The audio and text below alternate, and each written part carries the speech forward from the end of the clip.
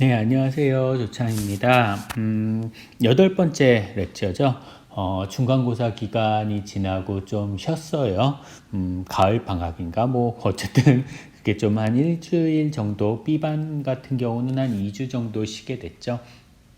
진도가 안 받는 것 좀 맞추고 하느라고 그렇게 했고요. 이제 시험 방법으로는 여섯 번째입니다. 우리 절반 이제 지났어요. 총 시험 방법이 10가지를 다루기로 했으니까, 그중에 여섯 번째니까 절반이 딱 지난 거가 되겠네요. 오늘은 경도 시험입니다. 하드니스죠. 경도라고 하죠. 경도 시험이고요. 사실 오늘부터 할 여섯 번째, 일곱 번째, 여덟 번째, 아홉 번째, 열 번째는 서로 간의 연관성은 그렇게 많지는 않습니다. 앞에 있었던 첫 번째부터 다섯 번째 시험 같은 경우는 연관성이 꽤 많았었지만 지금 시험들 같은 경우는 연관성은 없어요. 그래서 개별 단원별로, 개별 주차별로 이제 정리를 해 주시면 되는 시험이고요. 그 중에서도 조금 비중이 큰 시험이라고 보시면 될 거예요. 경도 시험, 뭐, 나중에 산업기사 자격증 시험에도 경도 시험은 좀 많이 나오는 편입니다. 그리고, 실제로 여러분들이 필드 나가서도 인장시험하고 표면 거칠기와 함께 가장 많이 사용하는 재료시험 방법 중에 하나예요.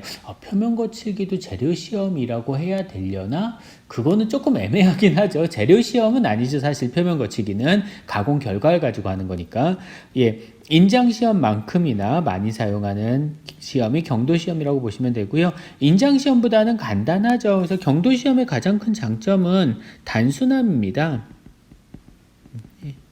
시험이 되게 단순해요. 그냥 뭐 아빕 시험 같은 경우는 찍어보기만 하면 되니까 그래서 시험하는 과정이 상당히 단순하다라는 게 가장 큰 장점이라고 보시면 될 거예요. 그렇게 장점이 있다 보니까 아마 사람들이 많이 사용을 하고 또 장점이 있다라는 얘기는 단순하다는 얘기는 그만큼 뭔가 그 부실한 것도 있다는 얘기죠. 단순하면은 아무래도 뭔가 부실한 것들이 있을 수밖에 없어요. 그래서 그 부실한 점들을 보완을 하다 보니까 종류가 상당히 많습니다. 그래서 경도 시험의 특징이라고 하면 첫 번째 단순함, 두 번째 종류가 많습니다.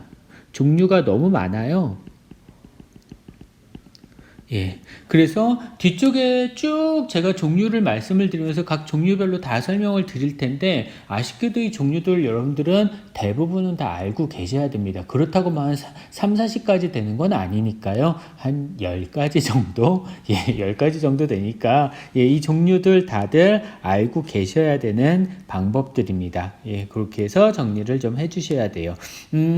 경도 시험은 예, 각각의 시험 종류들에 대해서 알고 계셔야 되는 게 아마 첫 번째 목표라고 생각을 해주시면 될 거고요. 주로 그것만 생각을 해주시면 돼요. 뭐 시험을 할 때 조심해야 된다라든가 그런 것들은 대부분 다 비슷하기 때문에 종류 각각의 시험 방법별로 어떻게 다른지 그런 것들만 좀 확인을 잘 해주시면 될 것 같습니다. 뭐 사진에 보시는 그림은 끝이 뾰족하니까 이거 로크웰 경도 같네요. 콘 형태니까 아마 로크웰 경도인 것 같은데 로크웰 경도 측정을 하는 것 같습니다. 밑에 있는 시편이 이게 아마 표준 시편인 것 같아요. 스탠다드 시편인 것 같고요. 그래서 스탠다드 시편에다가 로크웰로 경도 측정하고 있는 그러한 그림을 사진을 보여주고 있는 것 같아요. 저도 그냥 인터넷에서 뜯어온 거여서 예, 정확하게 이게 뭔지는 모르겠습니다. 자, 그러면 수업 시작하도록 할게요. 자, 경도 시험입니다. 하드니스 테스트라고 하고요. 정의는 재료 표면의 변형에 대한 저항력을 수치로 나타낸 것입니다. 모든 측정 결과는 당연히 수치로 나타나야 되겠죠. 그런데 예외가 하나 있어요. 여기서 예외가 하나 있는데 뭐 있냐면 모스 경도라고 혹시 들어봤으려나요? 여러분들 중학교 때 아마 처음 나올걸요. 초등학교 때 처음 나오나? 지구과학 하면서 10가지 광물의 그 굵기, 모스 굵기 경도계 뭐 이렇게 해서 나올 겁니다.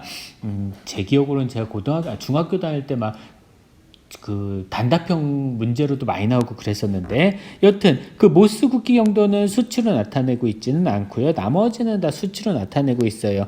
변형에 대한 저항력입니다. 이 변형에 대한 저항력은 아빕이 될 수도 있고요. 아빕 변형일 수도 있고 아니면은 충격일 수도 있고요. 어쨌든 간에 무언가 내가 측정을 하려는 시편은 변형을 해요. 그러면 그거에 대한 그 변형에 대한 저항력을 어떻게 수치로 나타내느냐에 따라서 종류가 달라지게 됩니다. 특수한 압입자를 이용해서 중력이 작용하는 수직 방향으로 일정한 하중을 가하는 그러한 압입형이 있고요. 그 다음에 뭐 일정 하중의 해머를 일정 높이에서 낙하시켜서 반발이 되는 그런 것을 측정을 하는 것도 있어요. 반발이 될 때 반발되는 높이 차이를 측정하는 것도 있고요. 반발될 때 속도 차이를 측정하는 그러한 것도 있습니다. 한 가지 경도 시험을 할 때는요, 중력 방향에 대해서 경도 시험을 해요, 주로. 중력의 반대 방향에 대해서 중력의 수직 방향에 대해서 경도 시험을 하지 않고요. 일반적으로는 중력을 이용을 합니다. 하중이라는 말이 나와죠. 웨이트죠. 중력 하중이라고 했으니까 질량이 아니라 무게니까요. 중력을 감안을 하는 겁니다. 그래서 중력에 대해서 수직 방향이다라는 거 꼭 기억을 해주세요. 중력 방향에 대해서 측정을 하게 되고요.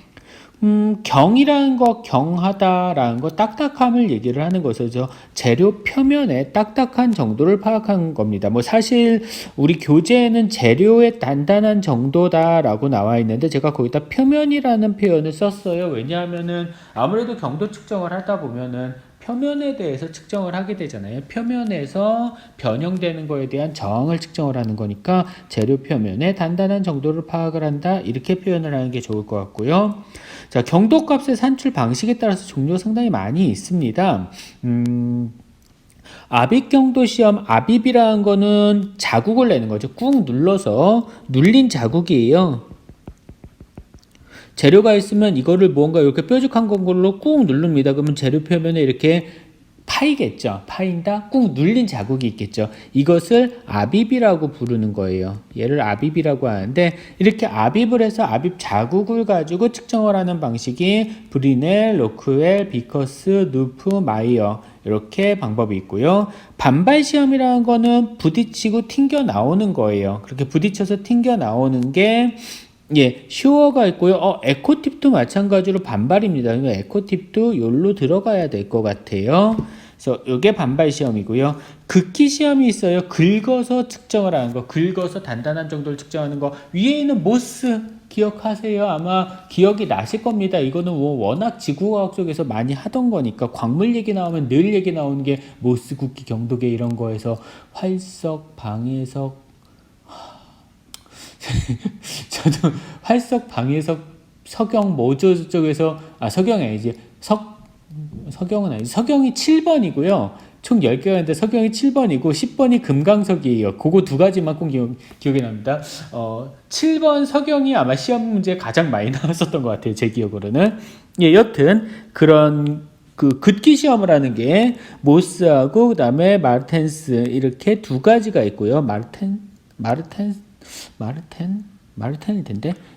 그 다음에 뭐 나중에 다시 확인하죠. 기타 방식으로는 초음파를 이용한 경도라든가 아니면 하버트 경도라든가 이런 것들이 있습니다. 뭐 오늘 수업을 하는 데 있어서는 이 초음파 경도하고 하버트 경도는 따지진 않을 거예요. 그러면 총 브리넬, 로크웰, 비커스, 누프, 마이어, 쇼어, 에코팁 하나, 둘, 셋, 넷, 다여, 일곱, 여덟, 아홉 가지 경도에 대해서 경도 시험에 대해서 다루게 될 겁니다.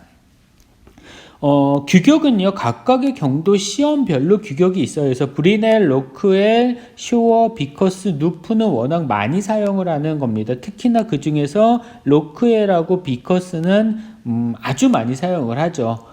그래서 이 두 가지 시험 방법은 꼭 좀 잘 알고 계셔야 되는 시험 방법에 해당을 하게 될 거고요. 뭐 비커스 알게 되면 누프도 어차피 팁 측정하는 그 압입자의 형상만 다른다 거니까 인덕터의 형상만 다른 거다 보니까 뭐 또 비커스랑 누프도 같이 보도록 하게 될 거고요. 슈어 경도계가 있는데 슈어 경도 말고 에코틱 경도계도 되게 단순하고 측정이 되게 편해요. 그리고 측정할 때 정밀도도 좀 높은 편이고요. 그래서 슈어 경도 말고 에코틱 경도도 요즘에는 뭐 많이 사용을 하는 그러한 경도 중에 하나가 될 겁니다. 그래서 이러한 규격들이 있다라는 거 나중에 필요하시면 좀 찾아보시면 좋을 것 같아요. 한 가지 팁, 여러분들 요 규격이요. 규격이요. 요거 교내에서는 공짜예요. 교내에서 그 도서관 통해서 KS 규격에 들어간 다음에 다운로드하면 다운로드 받으실 수 있습니다. 사실 저도 아직 받아본 적은 없어서 어떻게 하는지는 저도 잘 모르겠는데요. 아마 여러분들은 젊으니까 저보다 어떻게 하는지 쉽게 아실 수 있으실 거예요. 이게 우리 학교가 우리 대학이 매년 내고 있는 회원비가 있는데 그 회비에서 요거는 자동으로 프리하게 우리가 다운로드 받을 수 있도록 돼 있다라고 합니다. 그래서 KS 규격은 자유롭게 도서관 통해서 다운로드하면은 다운로드가 아니죠. 프린트하면 도서관 통해서 프린트하면 프린트가 가능할 거예요. 그건 확인해 주시면 될 것 같습니다. 자, 경도 시험을 할 때 주의할 사항이 있어요. 경도 시험을 하려면요, 시험은 편한데, 시험은 단순한데, 시험을 준비하는 과정이 있어야 돼요. 두 가지 과정이 있어야 되는데, 일단, 경도 시험편에 상하는 평행해야 됩니다. 다시 말해서 경도 시험편이 있으면요, 위에서 압입자가 만약에 압입자가 누른다라고 하면은, 이 누르는 면하고 압입자의 면은 당연히 수직이 돼야 될 거고요. 그 다음에 이게 바닥이에요. 그러면 바닥하고 위의 면은 평행이 되도록 이렇게 평행이 돼야만 합니다. 기울어져도 경사도는 4도 이하, 상당히 작은 각도예요. 4도면요. 4도 이하로 거의 평행이 되도록 그렇게 해야 되고, 왜냐하면 압입자가 눌리는 그 방향 때문에 그렇게 되는 거고요. 결국은 압입자가 눌리는 방향이 평행이 아니면 모양이 이상한 모양이 나와요. 근데 대부분의 압입형 경도시험 같은 경우 그 모양을 가지고 눌린 모양을 가지고 측정을 하다 보니까 모양이 이상하게 나오면 측정 결과가 좀 달라지게 되죠. 그래서 평행이 돼야 되고, 만약에 시편이 이런 식으로 돼 있다. 내가 이 부분을 알고 싶은 거야. 근데 밑에가 바닥이 이 부분이 평평하지가 않아. 그러면 이렇게 플라스틱 몰드를 뜨죠. 그래서 평행하도록 플라스틱 몰드입니다. 몰드. 그래서 플라스틱으로 이렇게 몰드를 떠서 평행하도록 그렇게 작업을 해야 되고요. 그다음에 연마돼야 돼요. 경면 연마라는데 유리랬다. 거울처럼 얼굴이 비칠 정도로 거울처럼 그렇게 표면이 매끄럽게 연마가 된 상태에서 측정을 해야 됩니다. 보통 경도 시험하는 데는 이런 연마기들을 갖고 있죠. 그래서 연마기를 이용해서 연마를 시키죠. 예전에 제가 대학교 다닐 때는 정말로 사포 있잖아요. 사포 가지고 정말 한 1시간 동안 갈았어요. 그래서 얼굴이 반짝반짝 있을 수 있도록까지. 그때 조교 형이 그렇게 시켰거든요. 너네 이거 얼굴 안 비추면은 시험 못하게 할 거라고. 어쨌든 그랬던 기억이 나는데, 그런 식으로 경면 연마가 돼야 됩니다. 자, 압입자 측정면은 당연히 수직 관계가 되도록 받침대 놓은 시편을 가공을 해서 사용을 해야 될 거고요. 그러니까 수직이요. 죄송합니다. 수직 관계가 되도록 위에서 말씀드린 대로 압입자랑 측정면은, 이게 측정면이면 측정면은 수직, 측정면이랑 바닥은 또 수직이 아니라 요거는 평행. 이렇게 되셔야 된다는 얘기고요. 압입식 경도는 대부분은 면적분의 압입 하중이에요. 그래서 단위가 kg per mm 스퀘어가 돼야 되는데, 보통은 그냥 HB550 같이 단위를 생략을 하고 이렇게 숫자만 표현합니다. 이게 무슨 얘기인지는 뒤에 나올 거고요. 그 다음에 모든 경도 시험은 정밀도 파악을 반드시 해야 돼요. 그러니까 경도 측정을 하기 전에 이 경도 측정기가 정밀도가 있는 경도 측정기인지 없는 경도 측정기인지 반드시 파악을 해야 돼서 표준 시험편으로 사전 검사를 해야 됩니다. 한 3회 정도 찍어 보셔야 돼요. 만약에 내가 비커스 가지고 측정을 한다라고 하면 표준 시험편을 이용해서, 여기 보시면 표준 경도 시험편입니다. 이건 로크엘 C 타입이네요. C 스케일이네요. 로크엘 C 스케일 60이네요. 그래서 로크엘 C 스케일 60만큼 나오는, 그러면 이 경도 시험, 이 시험편을 이용해서 로크엘 시험을 하면 60이 나오면 정상인 겁니다. 근데 60이 나오지 않으면 당연히 비정상인 거죠. 측정기가 잘못된 거죠. 그렇게 해주시면 될 것 같고요. 그래서 사전검사 최소 3회, 그 다음에 본검사가 들어가는 겁니다. 예, 저한테 뭐 정밀 측정 고학 수업 들으셨던 분들은 표면 거치기 측정기 이거 오류 검사하는 것 할 때도 그런 얘기 했었죠. 표준 시험편 가지고 측정을 해봐야 된다라는 거 중요한 얘기니까 꼭 기억을 해주도록 하세요. 자, 압입 경도 시험 같은 경우는 눌러서 하는 경도 시험이 대부분이에요. 경도 시험 대부분 로크웰 아니면 비커스 사용한다라고 말씀드렸는데 대부분 다 그게 압입입니다. 압입 경도 시험 같은 경우는 압입 변형의 압입 자국 주변, 그러니까 눌린 자국 주변에 이렇게 변형이 발생을 해요. 이런 식으로 변형이 발생을 하면서 변형 응력이 발생을 하고 복원도 됩니다. 탄성 복원이죠. 스프링백이죠. 자, 이렇게 되는 건 압입자의 형상에 따라서 다르게 나타나요.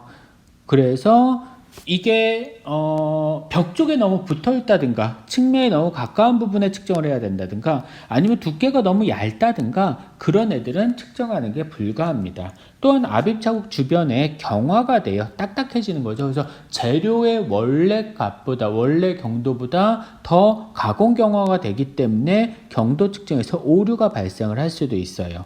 그리고 곡면 경도 같은 경우는 모양이 평면보다는 당연히 다르죠. 찍힌 압입 자국의 모양이 달라져요. 그래서 압입 자국 모양이 다르기 때문에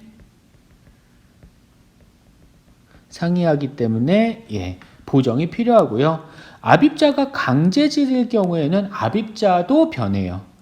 그래서 압입자의 변형입니다. 이거는 압입자의 변형이 발생을 할 수도 있습니다. 그래서 이러한 문제점들이 있다. 이게 문제죠. 그럼에도 불구하고 간편하니까 이런 식의 압입 경도 시험을 더 많이 사용하기는 합니다. 자, 경도 시험에 대한 기본적인 얘기였어요. 그럼 지금부터는 이제 실제로 경도 시험 방법들 아까 9가지 있었죠? 9가지에 대해서 얘기를 해보도록 할게요. 자, 가장 먼저 로크웰입니다. 로크웰 경도는 HR이라고 표현을 해요. 자, H는 하드니스죠. R은 이 로크웰입니다. 그래서 앞으로 이제 기호들을 쭉 사용을 할 텐데요. 경도 시험 같은 기호를 사용할 텐데 앞에 H는 하드니스니까 H는 다 붙겠죠. 그 다음에 R이라고 붙으면 로크웰을 얘기하는 거예요. 다시 말씀드리면 앞에 여기서 브리넬 같은 경우는 HB일 거고요. 로크웰은 HR입니다. 비커스는 HV고요. 누프는 HK예요. 그 다음에 마이어는 마이어가 PM입니다. 얘만 좀 다르죠.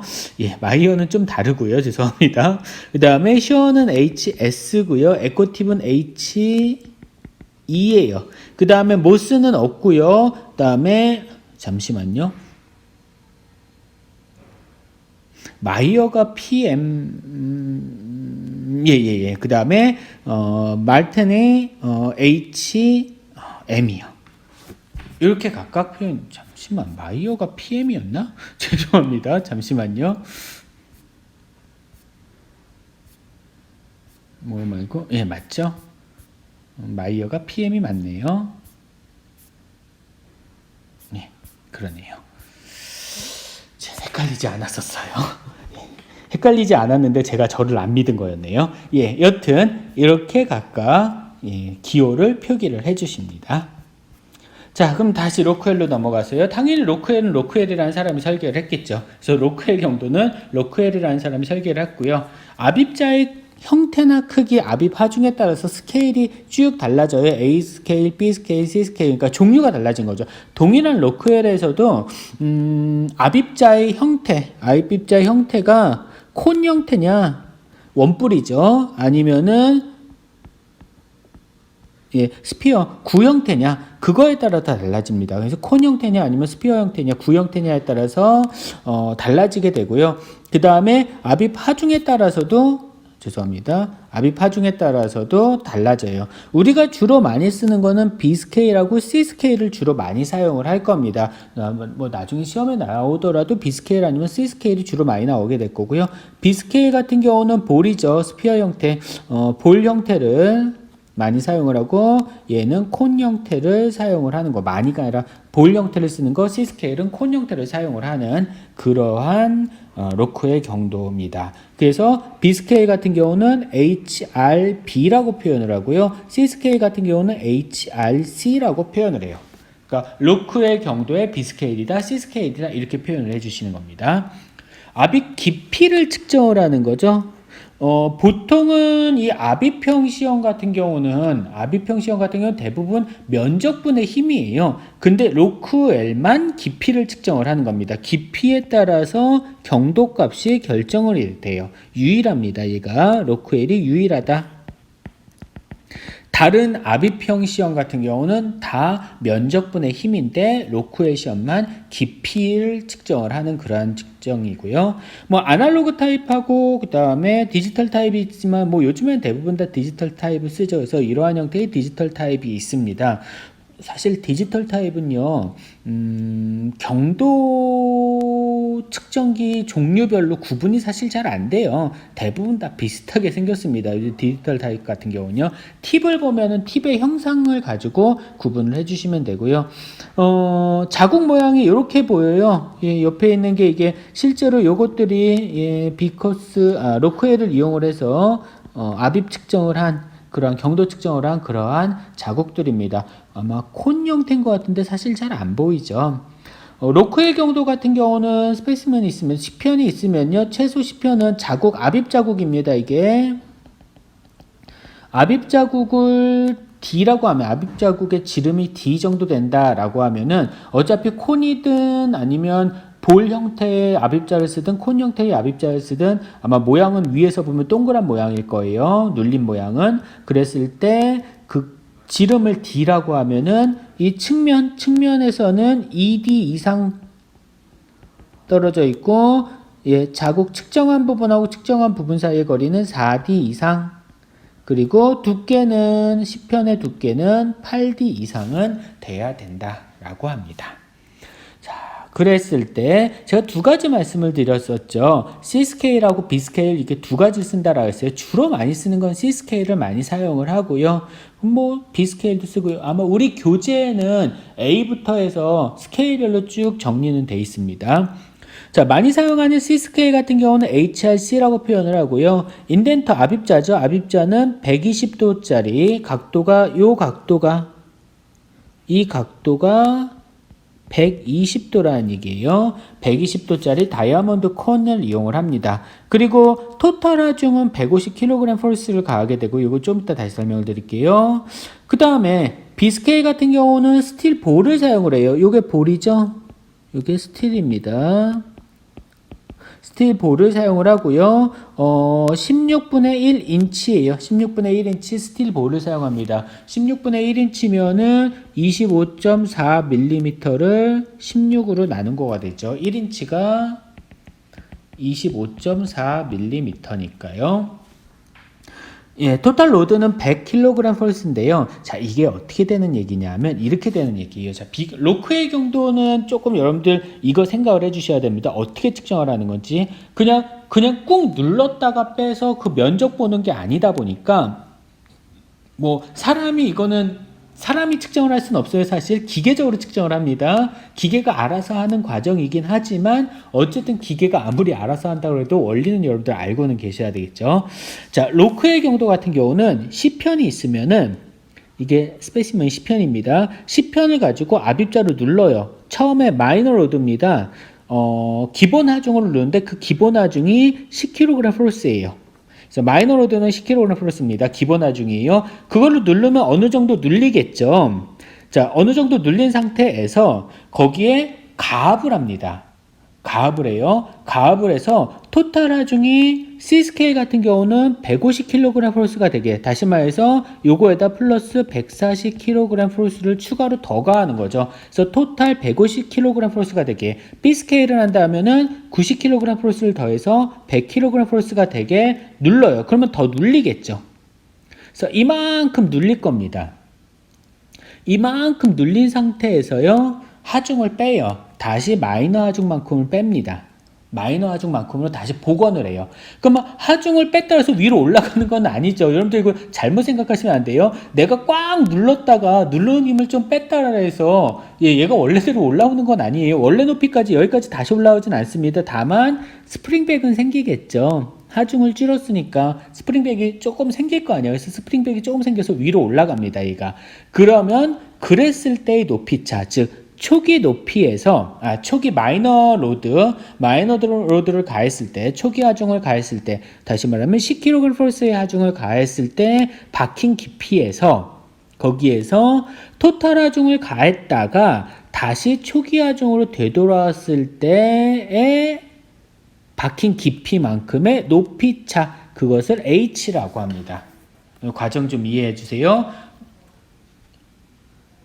인덴터가 이렇게 있으면 초기 하중 10kg 플러스, 그랬다가 얘가 이만큼 눌렸어. 얼마를 가했을 때 150kg 플러스를 가했을 때 C스케일의 경우, 그랬다가 살짝 복원이 됐어. 얼마로 하중을 바꾸면 10kg 플러스로 다시 하중을 바꾸면, 그러면 복원된 데에서 처음에 마이너 하중을 가했을 때의 높이차, 이게 H다라는 얘기예요. 그러면 그 H를 여기에다 각각 대입을 하면 됩니다. 그러면 C스케일 같은 경우는 100-500H. 뭐 예를 들어서 H는 밀리미터 단위로 집어넣으셔야 되고요. H는 밀리미터 단위로 집어넣어 주셔야 되고, 그 값을 집어넣으면은 나오는 거예요.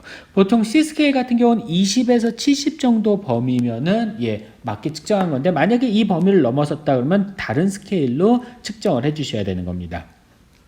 HRB 같은 경우, B스케일 같은 경우는 130-500H. 마찬가지 H도 밀리미터 단위로 집어넣어 주셔야 되고요. B스케일 같은 경우는 30에서 100 사이가 되면 맞구나. 근데 만약에 150 나왔어. B스케일 HRB가 150이 나왔어. 그러면 이거 잘못 측정한 거예요. 잘못 측정한다기보다는 조금 이상한 거죠. 그래서 다른 스케일로 측정을 해 주셔야 될 거예요. 마이너 로드는 뭐 어떤 스케일을 쓰든지 다 10kg 플러스를 사용을 할 거고요. HR 로컬의 경우도 1은 0.002mm 압입이 되면 그게 1 정도 된다라고 보시면 될 거예요. 여기에다가 0.00이 집어넣으면 되잖아요. 집어넣으면 1 나오죠. HRC가 뭐 100 빼고요. 그래서 1 정도가 그거고요. 시험 온도가 플러스 마이너스 10도 정도 변하면 로크의 경우는 0.1에서 0.3 정도 변한다니까 큰 의미는 없는 거죠.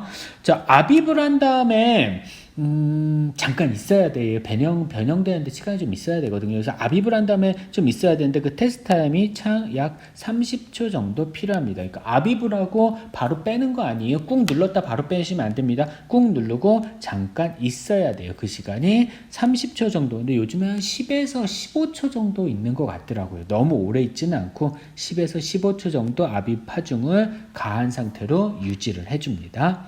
자, 로크의 경도 계산하는 거 알고 계셔야 됩니다. 여러분들 요거 기사 시험 같은데 자주 나오니까 계산하는 거는 꼭 알고 계시도록 하세요.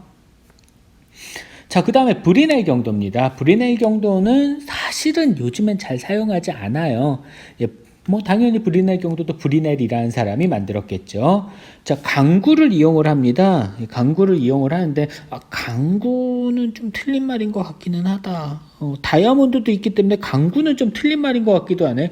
텅스텐 카바이드도 강이라고 보는 거는 좀 아닌 것 같긴 하고요. 스틸볼은 아니에요. 그래서 강구라고 표현을 하기엔 좀 어쨌든 간에 구형태 볼 타입이죠. 볼 타입 압입자로 일정 하중으로 재료 표면을 압입을 하면은 동그란 모양, 이러한 모양의 압입 자국이 만들어집니다. 그래서 압입을 하는 거고요. 경도값은 압입 하중을 압입 표면적, 압입 하중 나누기 압입 표면적, 이렇게 해서 경도값을 구해요. 사실 브리넬 이후로 압입은 아까도 말씀드렸지만 다들 면적분의 하중입니다. 자, 보시는 게 이제 브리넬 시험기고요. 뭐 아까 로크웰하고 큰 차이가 없어 보이죠. 뭐 레버가 몇 개 있냐 없느냐 그러한 차이는 있긴 있는데, 로크웰 같은 경우는 타입별로 안에 들어가 있기 때문에, 타입별로 이 압입자가 있기 때문에 뭐 안에 있는 거고요. 브리넬은 그렇지 않아서 아마 하나, 두 개 정도밖에 안 보이는 것 같아요. 디지털로 여기 화면에 압입자 형태가 보이게 되고요. 뭐 D값 측정하는 거, 지름 측정하는 것도 비슷합니다. 볼 같은 경우는 강구를 사용하면 스틸볼을 사용하는 경우에는 HB가 450 이하일 경우에는 경도값이 꽤 크죠. 예, 경도값이 꽤 크게 나오는데 크기가 숫자의 크기가 크게 나오는데 HB가 450 이하일 경우 스틸볼을 쓰고요. 650에서 700 사이 정도 되면 크롬 스틸을 씁니다. 크롬 강을 사용을 하고요. 텅스텐 카바이드 800 이하일 경우는 텅스텐 카바이드 초경이라고 하죠. 우리 초경합금을 사용을 하고 850 이하일 경우에 다이아몬드 볼 850 넘어가면요 이걸로 하지 않으셔야 돼요. 브리넬로 하지 않습니다. 사이즈에 대해서는 예 10편은 만약에 브리넬 압입 자국이 있다면 압입 자국의 지름을 D라고 했을 때 이거 압입 자국이에요. 압입 자국이라면 압입 자국 지름을 D라고 했을 때 예, 측면하고는 2.5D 이상 정도, 그 다음에 압입 자국 길이는 예, 4D 이상 돼야 되고요. 당연히 두께는 8D 이상 돼야 될 거고요. 가압 시간은 주철은 20초, 비철합금은 30초 정도 되는데 최근에는 그냥 10에서 15초 아까 말씀드린 대로 그 정도만 꾹 누르게 돼요. 자, 브리넬 경도 같은 경우는요. 압입 하중도 이제 정해져는 있습니다. 근데 압입 하중을 뭐 규정에 있는 하중을 줄 수도 있고 규정에 없는 하중을 줄 수도 있기 때문에 일단 산출식이 있는데요. 면적분의 힘이죠. 자, 얘가 압입되는 압입 부분이에요. 압입 부분이 있으면 자, 요 부분 3차원으로 보면 이렇게 되겠죠. 이런 식으로 조금 더 보면은 예, 이게 압입된 모양일 겁니다. 그랬을 때 요 겉에 있는 이 구의 면적 있죠. 자, 이 면적입니다. 자, 이 면적 분의 압입 하중이에요. 이게 브리넬 경도입니다. HB예요. 그래서 파이 DH인데 D는 강구의 지름이고요. H는 요 깊이가 H예요. 요게 H입니다. 그러니까 요거죠. 이 깊이가 H인데 이거 측정할 수 없잖아요. 이 H 값을 측정을 할 수 없기 때문에 대신 뭘 이용을 해서 압입 자국의 지름 D죠. 파이 D, 그냥 D. 그래서 압입 자국의 지름을 이용을 해서 측정을 합니다. 유도 과정은 뺐어요. 유도 과정은 빼고 여러분들 최종 결과식만 나올 텐데, 그래서 파이 D H분의 P로 계산하든가 아니면 파이 D 뭐 어쩌고저쩌고 이렇게 해서 계산을 해주든가, 얘는 생략해도 관계가 없고요. 이렇게 해서 계산을 합니다. 근데 요 계산식이 좀 복잡하잖아요. 요거 보시면은. 그래서 계산식이 복잡하기 때문에 환산표가 있어요. 경도 환산표를 이용을 해서 봐주시면 되고요. 환산표 같은 경우는 예, 어디서 보시면 되냐? 네이버, 예, 네이버, 구글 이런데 브리넬 경도 환산표 치시면 쭉 표가 나올 거예요. 그래서 D값, 스몰 D값하고 라지 D값, 스몰 D하고 라지 D값 요거 두 개 가지고 예, 경도 환산표에서 경도값을 찾아 쓰시면 될 겁니다. 아니면은 그냥 저 계산기 가지고 계산하셔도 되는데 공식 복잡하니까. 근데 시험에는 아마 산업기사 시험에는 요거를 이용을 해서는 시험 문제가 나오는 것 같아요. 그러니까 요 공식은 알고 계셔야 될 거고요. 근데 이 브리넬 경도는 표면적이 그 밑에 있는 콘의 표면적인데 요거랑 비슷한 게 마이어 경도예요. 똑같습니다. 압입자를 강구로 하는 거는 브리넬 실험하고 동일한데요. 면적이요. 이게 압입 자국이면은 위의 면적이에요. 요 면적입니다. 이 면적분의 압입 하중이에요. 이게 PM입니다. 이게 마이어 경도고요. 그래서 마이어 경도 같은 경우는 4분의 파이 D 제곱, 이게 윗면적이죠. 투영 면적이죠. 분의 P다. 그래서 파이 D 제곱 분의 4P. 아니면은 뭐 파이 R 제곱분의 P 이렇게 하셔도 되는데 R을 측정을 하지 않죠. 보통 D를 측정을 하니까 이렇게 표현을 해주시면 될 거예요. 브리넬하고 마이어는 같이 생각을 해주시면 됩니다. 실험한 방법은 똑같아요. 브리넬 경도, 마이어 경도 시험하는 방법은 똑같고 다만 면적을 전체 그 구의 면적을 하느냐 아니면 위에 있는 투영된 원의 면적을 하느냐, 구냐 아니면 원이냐, 예, 그 차이로 구분을 해주시면 될 것 같습니다. 자, 그 다음은 비커스예요. 비커스 HV로 표현하는데요. 스미스하고 스탠드랜드죠. 스탠드랜드가 이제 했는데 비커스는 비커스가 아니네요. 예, 꼭지각이 136도인 정사각뿔입니다. 오른쪽에 보시는 얘예요. 요 각도가 136도라는 얘기입니다. 이거인 피라미드 형상 사각뿔이죠. 정사각뿔이에요. 그것도 다이아몬드 압입자를 이용해서 측정을 하고요. 그러면 보시는 바와 같이 이러한 모양으로 찍힙니다. 그래서 비커스 경도는 찍힌 모양이 이런 형태로 찍히게 돼요. 사각형 형태로 찍히게 됩니다. 그리고 사각뿔이니까 이렇게 보이죠. 이런 식으로 이렇게 모서리가 보이게 되고요. 경도값은 압입하중분의 정마름모꼴 압입자국의 표면적, 요 전체 표면적이에요. 그 표면적 이용을 해서 측정을 하게 되고요. 보시는 부분이 요 팁 부분이 다 정사각뿔 형태입니다. 그러니까 원형 콘 형태에다가 정사각뿔 형태의 팁을 붙였다라고 보시면 될 거예요. 압입하중은 비커스 경도는 두 가지가 있는데 일반 비커스 경도가 있고 미소 비커스 경도가 있어요. 요거 구분해 주시고요. 미소 비커스 경도 구분해 주세요. 미소 비커스라는 것도 있습니다. 압입하중이 1에서 120kg 플러스 정도 되면은 일반 비커스, 압입하중이 되게 작죠. 0.01호에서 1kg 플러스 미만일 경우에는 비커스, 1kg 플러스 미만일 경우에는 미소 비커스 경도라고 보시면 됩니다. 압입 시간은 꾹 누르고 가만히 잠깐 있어야 된다라 했어요. 바로 뛰는 거 아닙니다. 15에서 30초 정도 걸린다라고 보시면 될 거고요. 자, 그랬을 때 비커스 경도는요. 비커스 경도는 현미경이 필요합니다. 현미경으로 봐야 돼요. 물론 브리넬 경도도 현미경 필요하죠. 지름 구해야 되니까. 비커스 경도도 당연히 현미경 필요하고요. 자, 이게 비커스 경도 찍은 거예요. 되게 규칙적으로 잘 찍었다. 보통 찍을 때 이런 식으로 규칙적으로 안 찍어주는데, 여튼 이렇게 됐을 때 계산하는 식인데요. 계산하는 식, 이 사각형 이면적 아니었어요? 아니죠. 이 사각뿔이라 그랬잖아요. 피라미드라 그랬잖아요. 사각뿔 어떻게 그리냐?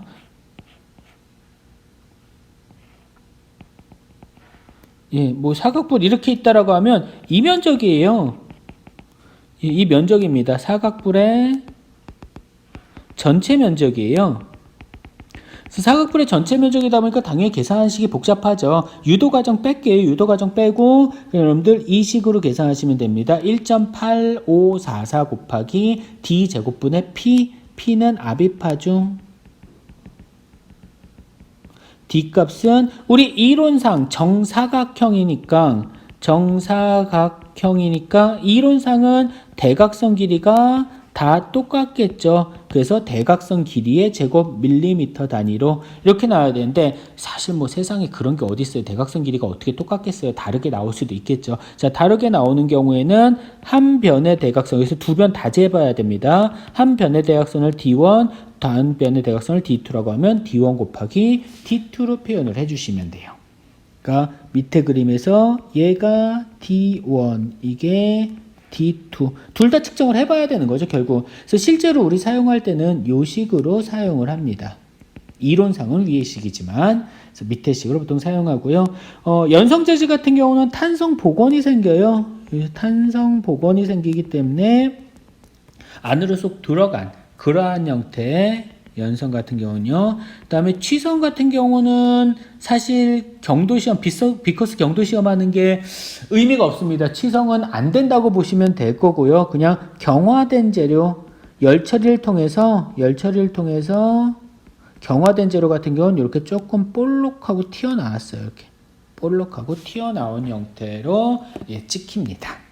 그게 좀 두 개가 다르다라는 거 좀 생각을 해주시면 좋을 것 같아요. 자, 이게 비커스 경도를 측정하는 방법입니다. 우리 중요한 거 두 개는 했죠. 로크웰 경도하고 비커스 경도. 근데 비커스 경도하고 좀 비슷한 거 있다라고 말씀드렸어요. 비커스 경도하고 좀 비슷한 거, 누프 경도. 자, 누프 경도는 비커스를 조금 개선한 거다라고 보시면 돼요. 비커스 경도 같은 경우는 탄성 복원이 발생을 한다라고 했잖아요. 그래서 이 탄성 복원을 탄성 복원이 되는 거를 조금 그 영향을 줄여보자라는 취지로 만든 게 누프 경도입니다. 누프라는 사람이 설계를 했고요. 피라미드는 피라미드인데 꼭지각이 달라요. 그러니까 죄송합니다. 오늘 뭐라고요? 어디가 이겼다고요? 예. 어디가 이겼다라고 나오는 거야? 얘 방금 전에 못 봤어. 어휴. 네. 죄송합니다. 비커스 경도 같은 경우는 정사각뿔이었어요. 이렇게 정사각뿔이어서 모양이 이런 형태로 나왔는데요. 예, 사각형 형태로 나오죠. 자, 누우프 같은 경우는 정사각뿔이 아니라 대각선하고 길이의 비가 대각선 비가 1.77대 1입니다. 한쪽은 172도 30분이고요. 그다음에 하나는 130도예요. 그래서 각도가 이렇게 달라요. 그러한 다이아몬드 입자를 다이아몬드 압입자를 사용을 해서 합니다. 탄성 회복량을 최소로 하기 위해서 이러한 시험을 이렇게 형상을 바꾼 거다라고 보시면 될 것 같고요. 예, 됐고요. 자, 그래서 모양은 칼 맞은 것처럼 이렇게 돼요. 예, 압입 모양입니다. 이게 압입 형상이고요. 이렇게 칼 맞은 것처럼 되는데, 자, 얘네들 같은 경우는 뭐만 측정하냐 하면은 가장 긴 쪽에서 가장 긴 쪽만 측정을 합니다. 그래서 가장 긴 쪽에서 가장 긴 쪽까지만 측정을 해서 얘를 D라고 하면은 14.22 곱하기 P는 압입 하중이죠. 킬로그램 펄스입니다. 뉴턴 단위로 하면 환산해야 돼요. 얘는 가장 긴 대각선의 길이 밀리미터 스퀘어로 밀리미터 단위로 해서 집어넣어 주셔야 될 겁니다. 압입하중은 0.025에서 3.6kg 펄스 단위에서 범위에서 사용을 하게 되고요. 압입 시간은 15에서 20초 정도로 눌러주시면 돼요. 자, 다시 말씀드릴게요. 비커스하고 누우프하고 차이점은 비커스하고 누우프하고 차이점은 압입자의 모양, 인덴터의 모양에 따라서 달라진다. 인덴터의 모양에 따라 달라지는 거고, 비커스는 사각형, 그다음에 누우프는 마른 목골, 이러한 형태로 압입 모양이 생성이 됩니다. 자, 압입형은 이제 끝났어요. 압입형에 대한 얘기는 끝났고요. 압입형에 대한 얘기는 그러면은 맨 처음에 로크웰, 그 다음에 브리넬 했죠. 브리넬 하면서 마이어 했어요. 그리고 비커스 했고, 비커스 하면서 누우프 했습니다. 얘들 사이에 연관관계가 이렇게 되는 거죠.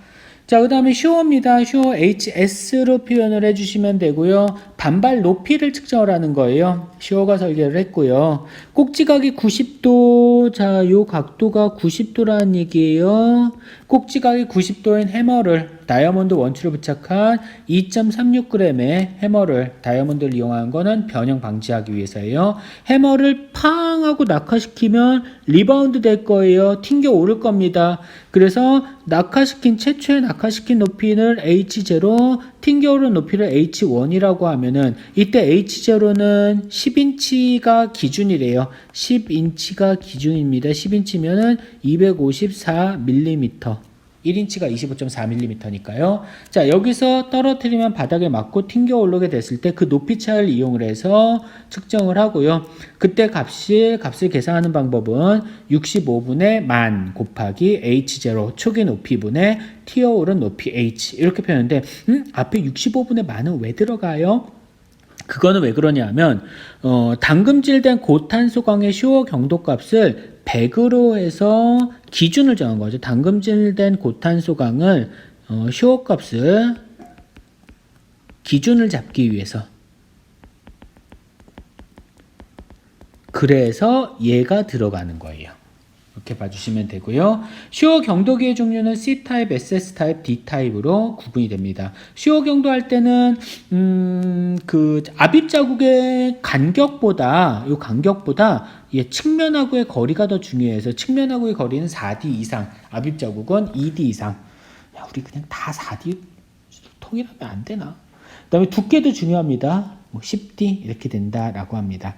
높이 측정해야 되다 보니까 다이얼 게이지가 부착이 돼 있는 그러한 형상이에요. 자, 슈어하고 요거 이어서 우리 이거 얘기를 해볼까요? 에코팁이요. 자, 쇼어하고 비슷한 게 에코팁이라고 말씀드렸으니까 쇼어하고 에코팁 같이 설명할게요. 우리 한 가지 쇼어하고 에코팁 할 때 마찬가지로 아래쪽 방향이 중력 방향입니다. 앞에 있는 압입 형태도 마찬가지예요. 얘네들도 다 아래쪽 방향이 중력 방향입니다. 중력 방향으로 누르게 돼 있고요. 쇼어도 반발되는 거 중력에 의한 영향 때문에 반발되는 높이 차이가 발생을 하죠. 예, 그겁니다. 그래서 에코팁도 마찬가지로 중력 방향에 대해서 들어가게 될 거예요. 그래서 중력 방향에 대해서 초강구 해머가 립이라는 사람이 설계를 했고요. 스프링의 힘을 받아요. 위에서 스프링 포스가 있습니다. 그래서 스프링 포스를 밀어줘요. 그럼 밀어줘서 팡 하고 날아가서 스페시먼에 충돌을 하겠죠. 여기 팡 하고 충돌을 하고 그 다음에 맞고 튕겨져 나갈 거예요. 고등학교 때 물리 공부 잘 하신 분은 요 초기 올라간 높이를 h라 했을 때 여기 바닥에 떨어질 때 vi다 라고 하면 이건 루트 2g hi t에 오른 높이를 뭐 r이다 리바운드니까 그러면 이거는 루트 2g hr 뭐 이렇게 될 거고요. 이때 반발 계수가 hi분의 hr 뭐 이렇게 나오죠. 뭐 그런 얘기가 있었는데 어쨌든 그 원리를 이용하는 거다라고 보시면 될 거예요. 그래서 이때 에코틱 경도값 H 이 값은 앞에 1000이 하나 붙습니다. 1000 곱하기 VI분의 VR. 당연히 VR이 적을 거예요. 맞고 튕겨 나오는데 들어갈 때 속도랑 나올 때 속도가 같으면 그건 완전 탄성 충돌이죠. 분자 간의 충돌, 분자랬다. 전자 간의 충돌 그런 것들 정도만 완전 탄성 충돌이고요. 나머지는 다 나올 때의 속도가 작을 거예요. 그래서 VI분의 VR로 하면은 1보다 작은 숫자가 들어가고 그렇기 때문에 1000이 들어갑니다. 자, 분모 분자 단위 똑같기 때문에 얘는 단위가 없고요. 우리 뭐 다 경도는 단위 사용하지 않죠. 어쨌든 그러면 에코팁 경도하고 그 다음에 쇼어 경도하고도 구분이 되시겠죠. 쇼어 경도는 높이차, 에코틱 경도는 속도차. 둘 다 충돌인데 그리고 쇼어 경도는 중력으로 그냥 떨어뜨리는 거, 에코틱 경도는 뭐로? 스프링 포스로 밀어주는 거, 강제로. 그래서 신속 정밀하고요. 각도의 영향도 크게 받지 않습니다. 사실 중력의 영향도 크게 받지는 않아요. 중력 방향에 대해서 하는 게 기본이지만 중력의 영향이 아주 작습니다. 그래서 스프링 플러스를 밀어주는 거죠. 이렇게 쇼어 경도랑 에코틱 경도를 두 개를 비교를 해주시는 게 더 좋을 것 같아요. 자, 그 다음에 긋는 겁니다. 긋는 거 모스 경도죠. 모스 경도고요. 모스라는 사람이 제안을 했겠죠. 스컬리로미터를 이용을 해서 광물 10개를 긁었을 때 긁힌 폭으로부터 상대적인 굵기를 비교를 한 거예요. 그래서 뭐 3번이 뭐였죠? 이거를 저도 이 광물의 이름을 잘 몰라요. 토파즈가 저기 있었네. 정장석이었나 저게 아마 그렇게 될 텐데. 아는 거 석영. 다이아몬드, 금강석. 석영으로 금강석을 긁으면 석영이 긁힌다. 이런 식으로 해서 아마 배우셨을 텐데요. 그런 겁니다. 그렇게 해서 나오는 거고요. 상대적인 비교를 하는 거죠. 모스 굵기는 상대 비교이고요. 절대 굵기에 대한 규칙성은 없어요. 그래서 인터넷에 여러분들 모스 굵기하고 딱 쳐보면은 상대 굵기하고 절대 굵기가 다 다르게 나옵니다. 좀 구분해 주시고요. 그래서 이 모스 굵기의 경도를 좀 보완하기 위해서 마르텐이라는 사람이, 마르텐스 맞네요. 마르텐스라는 사람이 마르텐인데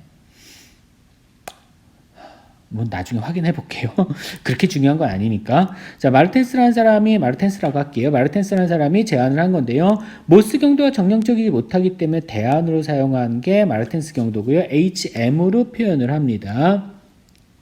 꼭지각이 90도, 요 꼭지각이 90도인 다이아몬드 콘을 이용해서 광문을 긁었을 때 0.01mm 폭이 생성되도록 할 때의 하중으로 경도값을 정하는데 이거 너무 어려워요. 0.01mm의 폭이 만들어질 때까지 하중을 가해봐야 되는 거잖아. 너무 어렵기 때문에 그냥 하중을 제어합니다. 그래서 20g/s의 하중 이걸로 그었을 때 선분폭을 0.001mm까지 측정을 해서 이렇게 표현을 하는 거죠. 극기하중이죠. 극기하중은 20g 플러스 한 거고요. 뭐 그랬을 때 얘가 지름이죠. 폭이죠. 금이 그어졌으면 그 금의 폭 그거분의 1 이렇게 표현을 해주시면 됩니다. 자, 이게 마르텐스예요. 그래서 극기 경도는 죄송합니다. 모스랑 뭐가 왜나 모스랑 마르텐스 이렇게 두 가지가 있다라고 생각하시면 되겠습니다. 자, 이렇게 해서 우리 이제 정리를 다 했고요. 경도 되게 많죠. 시간이 되게 오래 걸렸을 거예요. 수업 내용도 많고요. 그래서 이렇게 한꺼번에 정리를 했는데 뭔가 친절했죠. 예. 뭔가 설명하는 게 되게 친절했어요. 뭐 내용이 많다 보니까 친절할 수밖에 없었는데요. 오늘은 주요 개념이 없습니다, 여러분들. 다만 수업 시간에 오셔가지고 이제 또 팀 활동을 할 텐데 이번에 수업 시간에는 하브루타를 하진 않을 거예요. 대신 다른 걸 할 거기 때문에 뭔지는 와서 설명을 드릴 거고요. 수업 시간에 설명을 드릴 거고요. 일단 여러분들 경도 측정 방법들 잘 비교 분석해서 오세요. 잘 비교 분석을 해서 오시면은 수업 시간에 뭘 할지를 안내를 해드리겠습니다. 아무것도 준비 안 해오시면 수업 시간에 할 수 있는 게 없으실 거예요. 힘드실 거예요. 수업 시간에 준비하시기가. 그래서 잘 준비해서 오세요. 그냥 오시지 마시고 잘 비교 분석해서 오시는 게 좋을 것 같습니다. 자, 그러면 여기까지 경도 시험에 대한 수업이었습니다. 고생하셨습니다.